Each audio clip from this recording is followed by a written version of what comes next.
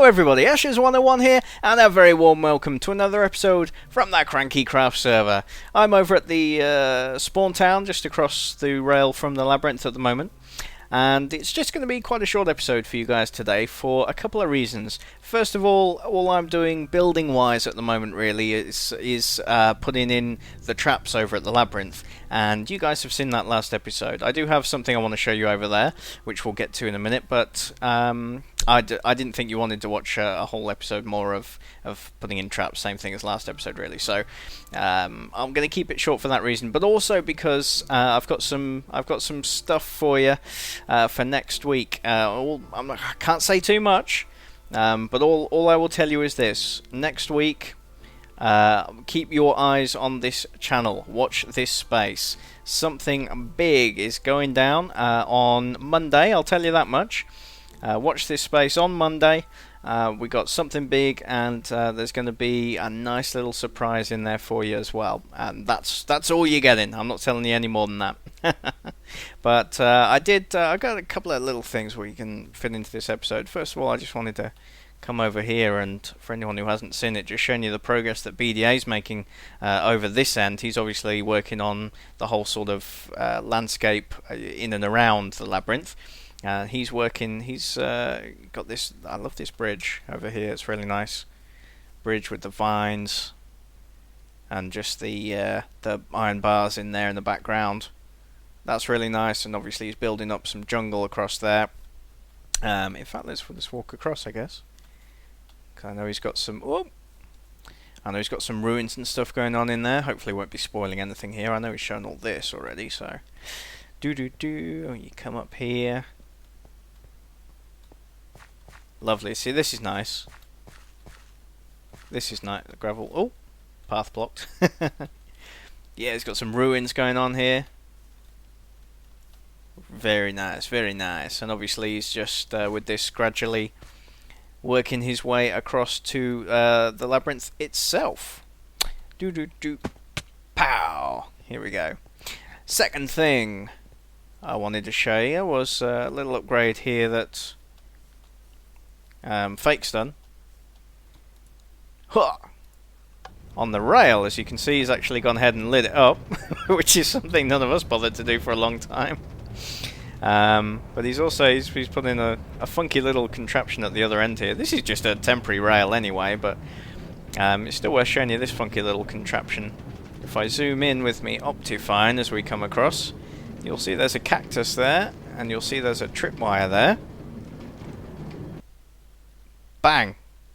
So you're coming along, your cart hits the cactus, it breaks that, you get ejected to the side, and you're off again. Not only that, but the card itself falls into this hopper, and honestly, I'm not exactly sure what happens then. Oh, it goes across. No, that's a hopper too. And that under there is a dispenser, I guess. Now, basically, yeah, because basically, if you walk into here, hop, missed it. But if you trip the tripwire, it dispenses said cart back up and sets it off running, and that was a fail because I guess you have to click it in time to actually get in it. No, just right. I'll do it like this. There we go. So that's the idea anyway. Very good. We'll just set that down there, and then that's there for the next person. Okay, so I just thought that was a nutty little thing. It's not really part of the Labyrinth because this whole thing is going to get torn down once we've finished building it. But it's a nice little contraption, that. And then over, let's go across the scaffolding, I think. And I want to show you one thing trap related. Let's say we're not gonna build any more traps during this episode, but I do want to show you this. Obviously, as you know, nearly fell down then. Last episode when we was putting the trap in, I had the little issue with the wiring, the position of the wiring conflicting with these blocks that stick out on the edge of the corridor there. which are obviously providing the back into the cobble fences that are in there as decoration. And I was stuck. Where's the trap? I've gone past it, I think. It's down there, yeah. I was stuck. Now let me see if I can... I could end a pearl, but I think we can make that jump. I have feather falling, don't worry. Woo! I killed the sheep. That was up there. Yeah, obviously we were having the issue with the wiring. Now, Hammy solved it for me. Hamnisu came over, and he fixed it pretty easily and very effectively. So I just thought I'll show you his fix. This obviously is all the same. This is where it's taking the power from the pressure plates above it, and then it comes up here and it splits in two this time. This one does exactly the same thing as it did before. It just powers this block, which turns off the lamp, which unpowers the piston and pulls that down and reveals the trap itself. But now the wire he's got coming up here, we've just got this going onto here, and then he's obviously replaced this block as it was. The redstone now directly powers this block, which of course powers the block below it, which is the dispenser, hence shooting. Just have a snack. I've noticed my hunger's going down. But hence shooting the arrow or potion or whatever else you want in there. And isn't that beautiful? That is exactly the kind of solution I needed. Not adding any intricate, comparators and everything else in there. Just a different layout with the blocks. And just plain old wire, and that's got it to work beautifully. What's the quickest way? Let's see if I do something like that. Hopefully that will go far enough. Yes. Lovely. And we will head in. Let's see, where's the staircase down? Not there, it's just here. We'll head in, and I'll show you it from the inside just to prove to you it still works and everything. Also, has everyone seen Kirok's video? Yep. I don't have to edit it out this week. But check this out. The ashtray is just about there. He's obviously got the coloured sections in here.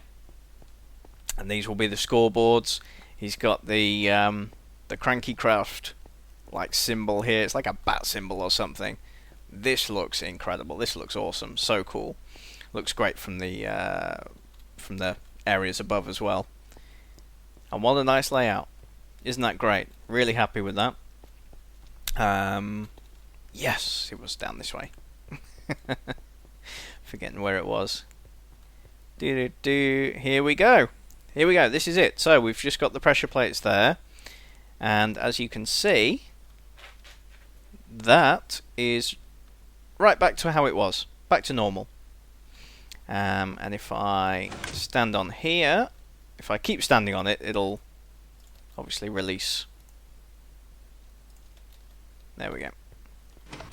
It'll obviously just hold it open. But just to prove to you that it's not messed too much with the timings of the piston and everything like that. Bang. Still works a treat. So isn't that great? Thanks very much, Hammy. It's empty now, clearly. But yeah, thanks a lot for that, Hammy. So that's great.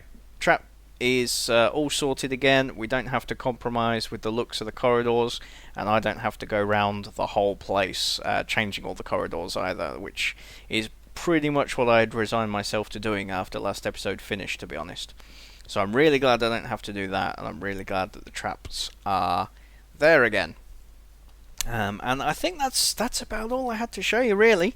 That's about it for this episode. As I say, I'm just continuing work on installing the traps now, I think, in all the sort of corridor areas. Well, not all of them, but dotted here and there, hither and thither. And the other guys are working frantically on their rooms, getting them finished up. After that, I think the main thing I will turn my attention to will be in these bases here. Come on, sprint's not working very well for me today.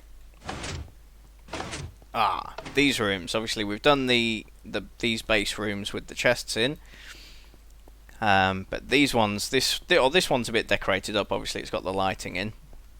and the border and the bed's in here. But obviously the other three at the moment are just completely plain stone brick rooms, no lights in them, nothing. So this one's kind of getting there, but there's still quite a lot of work to do. We'll obviously want a little bit of decoration in these rooms. They will need the dressing rooms putting in. I might have to call on one of the others for this. Cranky made this one, but he is unfortunately not having a lot of time to play at the moment, so I may have to call on help for that one. I'll have a look behind. And can you still get in from this way? Oh, you can, yeah. So I can have a look at this.